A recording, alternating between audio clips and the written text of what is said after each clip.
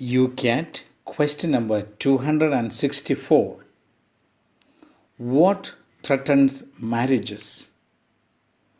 What really threatens marriages is sin.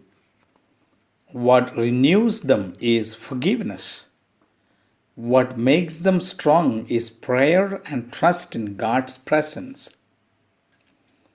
Conflict between men and women, which sometimes reaches the point of mutual hatred in marriages, of all places, is not a sign that the sexes are incompatible, nor is there such a thing as a genetic disposition to infidelity or some special psychological disability for lifelong commitments. Many marriages, however, are endangered by a lack of communication and consideration. Then there are economic and social problems.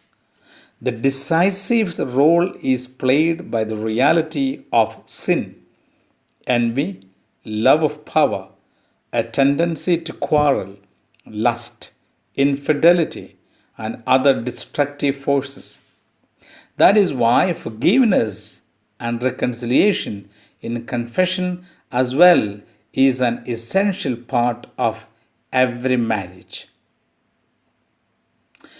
St. Paul's second letter to Timothy, chapter 2, verse 13 would say, If we fear faithless, the remains faithful, for he cannot deny himself.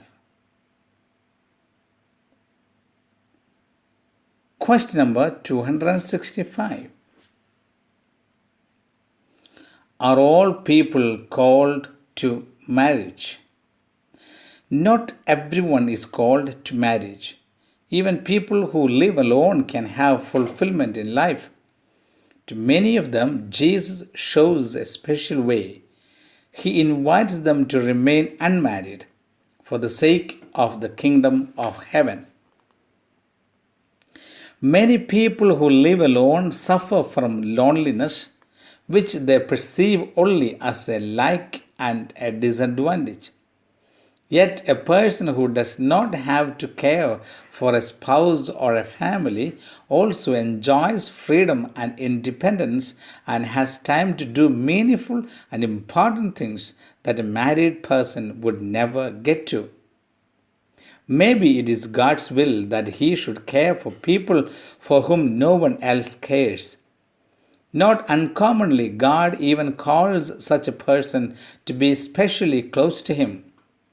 This is the case when one senses a desire to renounce marriage for the sake of the kingdom of heaven.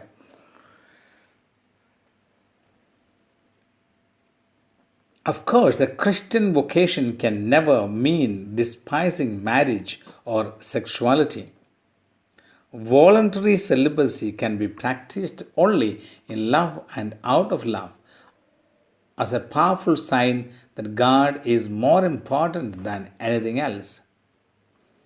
The unmarried person renounces a sexual relationship but not love. Full of longing, he goes out to meet Christ, the bridegroom who is coming. First letter of St. Peter, chapter 5, verse 7 would say, Cast all your anxieties on him, meaning Jesus, for he cares about you.